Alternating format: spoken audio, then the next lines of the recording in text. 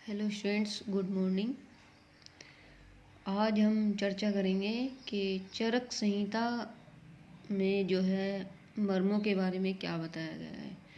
कि चरक संहिता के अनुसार मर्म आघात से उत्पन्न होने वाले विभिन्न लक्षण, रोग एवं उनकी चिकित्साएं।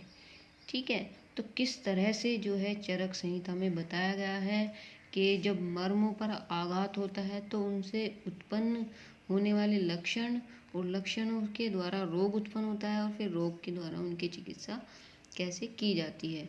तो अब हम पढ़ते हैं कि ये कैसे होता है। ठीक है, चरक संहिता के त्रिमर्मीय सिद्धि अध्याय में मर्म आघात से उत्पन्न होने वाले विभिन्न रोगों की चिकित्सा विस्तृत रूप से उपलब्ध है। मनुष्य शरीर में स्कंद और शाखा के आश्रित 107 मर्म होते हैं। जैसे कि आप सभी जानते हैं कि मनुष्य शरीर में स्कंद और शाखा के ऊपर जो आश्रित होते हैं वो 107 मर्म होते हैं। इन मर्मों में आघात होने पर अत्यधिक वेदना भी उत्पन्न होती है, क्योंकि मर्म से चेतना धातु का विशेष रूप से संबंध है। क्योंकि जो मर्म है हमारी, मर्मों से जो है जो चेतना धातु होती है उससे विशेष रूप से संबंध होता है। शाखा में स्थित मर्मों से स्कंद में स्थित मर्म अधिक महत्वपूर्ण होते हैं। जो शाखा में स्थित मर्म होते हैं उनसे ज़्यादा अत्यधिक महत्वपूर्ण जो है स्कंद में जो स्थित मर्म होते हैं वे ज़्यादा महत्वपूर्ण होते हैं, क्योंकि शाखाएं स्कंद के ही आश्रित होती हैं। ठीक है, क्योंकि शाखाएं जो होती हैं वो स्कंद के ही आश्रित होती है।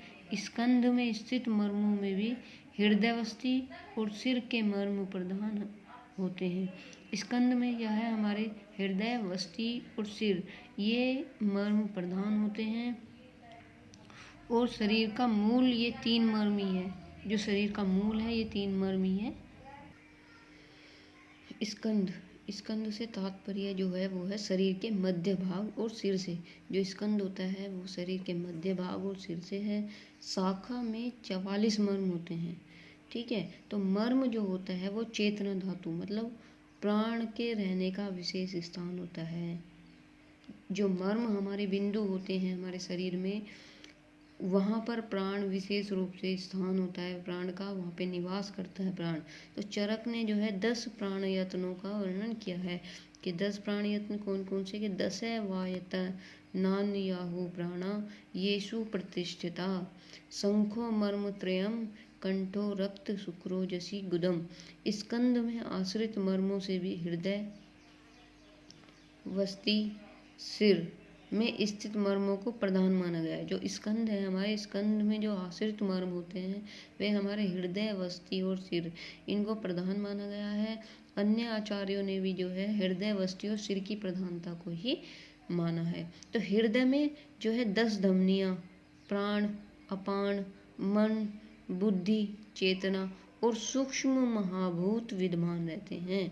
जो हमारा हृदय है, हृदय में 10 धमनियाँ जैसे कि प्राण हो गया, अपान, मन, बुद्धि, चेतना और सूक्ष्म महाभूत विद्यमान रहते हैं। हृदय को नाभि के सदृश्य माना गया है और 10 धमनी प्राण, अपान को आरा के समान माना गया है। सिर में ज्ञान इंद्रियाँ स्थित होती है। आप सभी लोग जानते होंगे कि सिर में जो है हमारे ज्ञान इंद्रियाँ स्थित होती है और इंद्रियाँ तथा प्राण व स्रोतस आबद्ध रहते हैं। जिस प्रकार नदियों का आधार समुद्र होता है, उसी प्रकार स्थूल गुदा, अंडकोश, सेवनी, शुक्र व स्रोतस तथा मूत्र व स्रोतस के मध्य स्थित वस्ती मूत्र और सभी जल व स्रोतसों का आधार होती है। तो जो वस्ती होती है, वस्ती से जो है हमारे एंडोक्राइन सिस्टम्स जो भी हमारा होता है वो सब इस वस्ती से जुड़े हुए रहते हैं। ठीक है, तो बहुत से स्रोतों के मूल का नाम ही मर्म है। जिस प्रकार सूर्य की किरणें सारे आकाश में व्याप्त रहती है, सूर्य ही रश्मियों का मूल है, इसी प्रकार जो है यह शरीर अनेक स्रोतों से बना है। उन समस्त स्रोत का मूल ही मर्म स्थान है। हृदय, वस्ती और सिर विशिष्ट स्रोतों के मूल होते हैं। जो हृदय है हमारा, वस्ती है और सिर है, ये हमारे मूल होते हैं। श्वास प्रश्वास की क्रिया विशेष रूप से जो है हृदय पर आधारित रहती है। उसी में ही प्राण और अपान वायु का मुख्य सहयोग रहता है। जब आप श्वास और प्रश्वास करते हैं तो वो जो है हमारी हृदय पर आधारित रहते हैं और उसी के द्वारा जो है प्राण और अपान वायु का मुख्य सहयोग रहता है। और हृदय को संपूर्ण शरीर का आश्रय एवं आधार माना जाता है। माना क्या जाता है कि हृदय जो है संपूर्ण शरीर का आधार होता है। अब चलते हैं कि रक्त ही जीव है। रक्त का आधार हृदय है। हृदय की गति बंद होने पर संपूर्ण क्रिया रहित हो जाता है। तो जब हृदय की गति बंद हो जाती है तो संपूर्ण जो हमारा शरीर है वो क्रिया रहित हो जाता है। हृदय को 10 धमनियों का आधार माना गया है, किंतु सारे शरीर की समस्त धमनियों का आश्रय भी हृदय को ही माना गया है। इसी तरह से जो है हम देखते हैं कि हृदय हमारा कितना इम्पोर्टेंट होता है। कि अब आगे चलते हैं कि सिर में प्रधान इंद्रियां होती है। सिर के बारे में हम पढ़ते हैं कि सिर में प्रधान इंद्रियां होती है और मन का स्थान मस्तिष्क है। वहीं सारी इंद्रियों का प्रेरक होता है हमारा मस्तिष्क। तो इंद्रिय है से मनो है का ग्रहण किया जाता है। जो इंद्रियां हमारी होती हैं, इंद्रियों के द्वारा ही मन को ग्रहण किया जाता है। प्राण व स्रोत से श्वास नली का बोध किया जाता है। जो हमारी प्राण शक्ति होती है उसी के द्वारा श्वास नली का बोध किया जाता है, जो नासिका से प्रारंभ होकर फुफ्फुस मतलब फेफड़ों तक आता है। इसलिए इन दोनों का मूल सिर को माना जाता है। अब वस्ती का स्थान नाभि, कटी, पृष्ठ, मुष्क, गुद, वंशन, सेफस, स्थूल गुदा आदि के मध्य है। सुश्रुत जी ने भी वस्ती का स्थान यही माना है। वस्तु को मूत्र का आधार तथा जल व स्रोतों का आधार माना गया है। जिस प्रकार से उदाहरण के तौर पे कि नदियां समुद्र में विश्राम करती हैं, उसी प्रकार जल वह स्रोतों से जल मूत्राशय में एकत्र होता रहता है। इन तीनों मर्मों में से किसी एक का भी नाश हो जाए तो शरीर का नाश हो जाता है। अगर इन तीनों मर्मों में से किसी भी मर्म का नाश हो जाता है, किसी भी मर्म पर किसी भी तरह का आघात हो जाता है तो व्यक्ति की मृत्यु हो जाती है। व्यक्ति इन द सेंस के शरीर का नाश हो जाता है, क्योंकि प्राण मर्मों के आश्रित होते हैं। जो हमारे शरीर में प्राण है वो मर्मों पर आश्रित होते हैं तथा आश्रय के नाश होने से ही आश्रित का भी नाश हो जाता है। तो मर्म के विनाश से भयंकर व्याधियाँ उत्पन्न हो जाती है।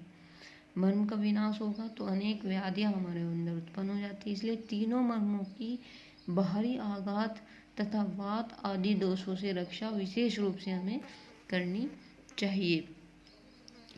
हृदय आदि मर्म स्थान के नष्ट होने पर 10 धमनी आदि का नाश निश्चय होता है। जब हृदय आदि मर्म स्थान हमारा नष्ट हो जाता है तो 10 धमनियों का भी नाश हो जाता है जो हृदय में निवास करती है। मनुष्य के प्राण हृदय, सिर और वस्ती में आश्रित होते हैं। जो मनुष्य के प्राण होते हैं वो इन 3 मर्मों पर ही आश्रित होते हैं, जो हमारे हृदय है, सिर और वस्ती है। अतः इन तीनों मर्मों की सर्वदा परिश्रम पूर्वक हमें रक्षा करनी चाहिए। मर्म प्रदेश में अनागत बाधा उत्पन्न करने वाले कारणों को छोड़ करके निरंतर स्वस्थ व्रत का पालन और उत्पन्न हुए रोगों को शांत करने के लिए मर्मों की रक्षा हमें करनी चाहिए। अब देखते हैं कि हृदय आघात के लक्षण क्या क्या होते हैं। कि हृदय पर आघात होने से श्वास, बलक्षय, कंठ का सूखना, क्लोम या अधोभाग में आकर्षण होने की तरह वेदना होती है। जीवा बाहर की ओर निकल जाती है। मुख और तालु सूख जाता है। उन्माद उत्पन्न हो जाता है। प्रलाप उत्पन्न हो जाता है आदि ये रोग उत्पन्न जो है हो जाते हैं हृदय पर आघात होने से। अब चलते हैं कि शिरोमर्म अभिघात के लक्षण। जब सिर मर्म पर अभिघात होता है तो क्या होता है कि सिर में चोट लगने से जो है मन्य स्तंभ, आदृत दृष्टि भ्रम हो जाती है। मुंह सिर में उद्देश्य वेदना, ऐंठन सी हो जाती है। संघानाश, काश, श्वास, अनुग्रह, मुक्ता, गदगद वाणी, नेत्रोन्मीलन, गंड प्रदेश का फड़कना, द्रंबा, लाल स्राव, स्वरभेद, मुख का टेढ़ा होना आदि रोग लक्षण हो जाते हैं। वस्ती प्रदेश में आघात लगने से क्या होता है, लक्षण क्या क्या होते हैं कि वस्ती प्रदेश में आघात होने पर मलमूत्र और अपान वायु की रुकावट हो जाती है। वस्ती प्रदेश और मूत्रेंद्रिय में शूल, शूल मतलब दर्द होता है। वस्ती कुंडल रोग हो जाता है, उदाव्रत हो जाता है, गुल्म होता है, वात ढीला हो जाता है, वस्ती की जकड़ाहट, नाभि, कुक्षी, कुक्षी मतलब अधोउदर, गुदा और श्रोणी प्रदेश में जकड़ाहट आदि ये लक्षण उत्पन्न हो जाते हैं। मूत्रोक्षाद, मूत्र जठर, मूत्रकृच्छ, मूत्रोत्संग, मूत्रक्षय मतलब मूत्र से संबंधित ये 13 रोग जो हैं वस्ती में दोषों के व्याप्त होने पर या आघात लगने पर होते हैं। मतलब कि मूत्र संस्थान से संबंधित जो रोग होते हैं वो हमारे वस्ती मर्म पर आघात लगने से होते हैं। तो इसी तरह से जो है हमने देखा कि चरक संहिता के अनुसार जो है उन्होंने क्या कहा, इस तरह से ये बताया है। तो आज की चर्चा हमारी यहीं पर समाप्त होती है। Thank you so much.